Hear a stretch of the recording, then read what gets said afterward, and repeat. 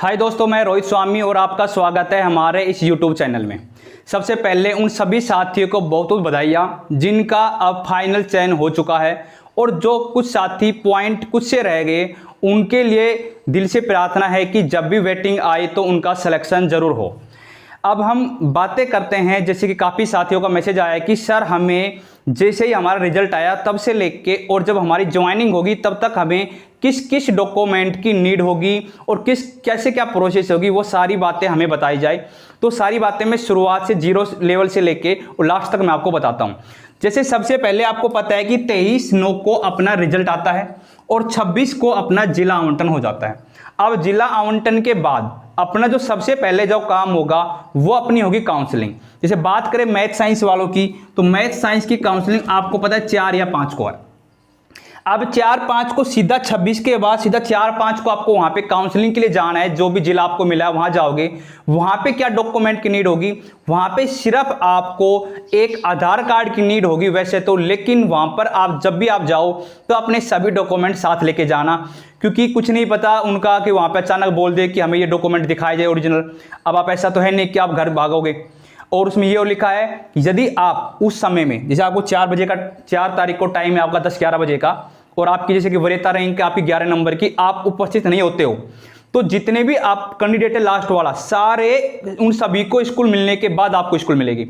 इसलिए कोशिश करना कि आप सभी समय पर नियत स्थान पे आप पहुंच जाए। अब बात आती है डॉक्यूमेंट की। फिर से मैं आपको बता दूं कि जब आप वेरिफिकेशन के काउंसलिंग के लिए जाओगे तो वहां पे आपको एक ही डॉक्यूमेंट चाहिए, लेकिन सभी लेके जाना। लेकिन जैसे ही आपका जिला आवंटन हो जाता है उसके बाद आपको पुलिस वेरिफिकेशन के लिए आप अप्लाई कर सकते हो। अब काफी साथी ये भी बोल रहे हैं कि नहीं सर, पुलिस वेरिफिकेशन भी हमें नियुक्ति आदेश के बाद अप्लाई करना होगा, ऐसा हमारे सुनने में आ रहा है।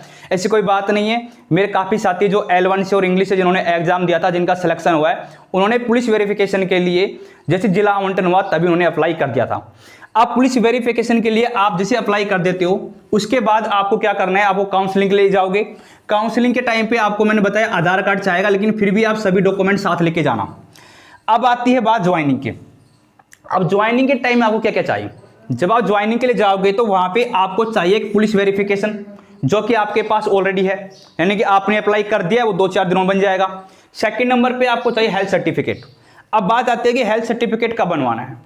देखो, हेल्थ सर्टिफिकेट आपको नियुक्ति आदेश के बाद ही बनवाना है। जैसे कि नियुक्ति आदेश आपको मान लो 6 अक्टूबर को मिल जाता है, तो 6 के बाद ही आपको बनवाना है। सेकंड क्वेश्चन आता है कि ये हेल्थ सर्टिफिकेट हमें कहां से बनवाना है। तो भाई देखो, यदि आप हेल्थ सर्टिफिकेट आपके निवास जो जिला है उससे बनवाना चाहो तो वहां से बनवा सकते हो। लेकिन यदि आपने ऐसा सोच लिया कि मुझे स्कूल दूर मिली है, यदि मैं 5 को वहां पे काउंसलिंग कराता हूं, 6-7 को मैं ज्वाइन करता हूं, तो मुझे घर पे नहीं आना है, तो ऐसी स्थिति में आप जो आपको जिला मिला है वहां पे भी आप हेल्थ सर्टिफिकेट बनवा सकते हो। तो हेल्थ सर्टिफिकेट की 2 बात समझ में आ गई है।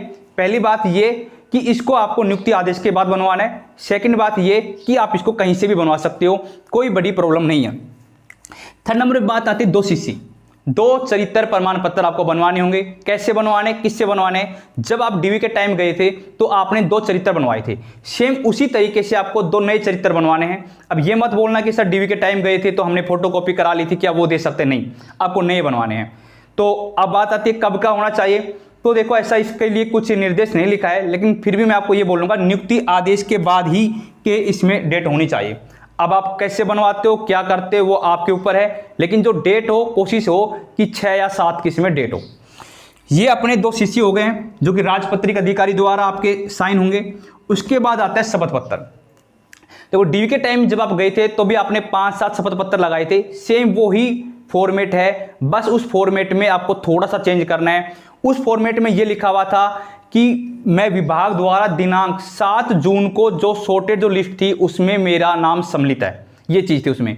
लेकिन अब जो इसका फॉर्मेट है इसमें उसकी जगह ये आ जाएगा कि 23 सितंबर को जो अभ्यर्थियों की जो अंतिम सूची आई है उसमें मेरा नाम सम्मिलित है। बस ये उसको चेंज करना है, बाकी सब कुछ सेम है। अब आप कहोगे नहीं सर आप हमें फॉर्मेट ही बना के दे दो, तो मैं टेलीग्राम ग्रुप है उसमें मैं फॉर्मेट डाल दूंगा, और टेलीग्राम जो ग्रुप है उसका लिंक आपको डिस्क्रिप्शन में मिल जाएगा, वहां से आप ज्वाइन कर सकते हो। वहां पे आपको सारे यानी जो भी फॉर्मेटें मिल जाएंगे।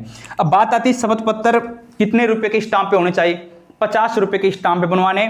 50 रुपए के स्टाम्प पे आपको ओनली 2 बनवाने, संतान वाला और शैक्षणिक प्रशैक्षणिक वाला। कहोगे बाकी का क्या करना है। बाकी आप सारे जो बच गए उन सभी को एक ही 50 रुपये के स्टाम्प पर भी करवा सकते हो। अदरवाइज उनको आप ओनली जैसे आपने डीवी के टाइम किया था बिना आने के स्टाम्प के सीधी PDF निकालना, खुद के साइन करना, आप जमा करा सकते हो, वैलिड होगा। और बात है कि कब बनवाना है शपथ पत्र, इसको भी आप जिला आवंटन के बाद कभी भी बनवा सकते हो। शपथ पत्र में ऐसी कोई बात नहीं है कि नियुक्ति आदेश के बाद की शपथ पत्र होने चाहिए, क्योंकि वो तो आप शपथ ले रहे हो कि भाई मैं ठीक है धूम्रपान नहीं करूंगा। भाई नहीं करोगे तो जो आज आप शपथ ले रहे हो तो ठीक है, वो भी शपथ हो गई, और 10 दिन बाद लोगे वो भी शपथ हो गई, तो इसमें ऐसी कोई बड़ी बात नहीं है। लास्ट है ओरिजिनल डॉक्यूमेंट। जब आप जब आप ज्वाइनिंग के टाइम पे जाओगे तो आपके पास सारे ओरिजिनल डॉक्यूमेंट आपके होने चाहिए। ऐसा नहीं है कि आप ओरिजिनल डॉक्यूमेंट घर पे रख जाए, उनकी फोटोकॉपी आप लेके जा रहे हो। ओरिजिनल डॉक्यूमेंट वहाँ पे साथ लेके जाना, पता नहीं क्या डॉक्यूमेंट क्या आपको वहाँ पे देख ले, बस यही चीज़ है, और ज़्यादा कुछ चीज़ें हमें नहीं चाहिए। इंपॉर्टेंट जो है नई चीज़ें, देखो जो नई है वो पुलिस वेरिफिकेशन है, हेल्थ सर्टिफिकेट है, 2 CC है, शपथ पत्र है, और ये ओरिजिनल डॉक्यूमेंट आपके पास होंगे।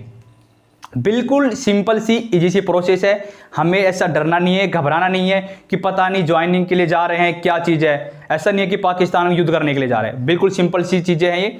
और जब आप जाओगे तो वहाँ पे सब कुछ आपको नॉर्मल लगेगा, क्योंकि ऐसा नहीं है कि आप अकेले वहाँ पे हो। लगभग 48,000 स्टूडेंट ने एग्जाम दिया, 48,000 स्टूडेंट जाएंगे, सभी आपकी तरह हैं, किसी को ज़्यादा ज्ञान की प्राप्ति नहीं है, जितना आप जानते हैं उतना ही सभी जानते हैं। इसलिए जब आप वहाँ पे काउंसलिंग के लिए जाओगे तो वहाँ पे एक दूसरे से हेल्प मिल जाएगी। जो चीज़ आपको नहीं पता है वहाँ जाके आपको पता लग जाएगा, और वहाँ पे जो सभी को नहीं पता है वहाँ पे जो भी टीचर होंगे आपको बता देंगे। उसके बावजूद भी यदि आपके कुछ डॉक्यूमेंट्स में कुछ छोटी मोटी कमी हो जाती है तो आपको डरना नहीं है कि आपको ज्वाइनिंग नहीं देंगे, वहाँ पे आपको ज्वाइन करा दिया जाएगा। हाँ, कुछ कमी है उसके लिए आपसे लिखवा लिया जाएगा कि भाई मेरे पास इस डॉक्यूमेंट की कमी है, जब मैं ज्वाइन कर रहा हूँ उससे 10 से 15 दिन के अंदर मैं इसको जमा करा दूंगा।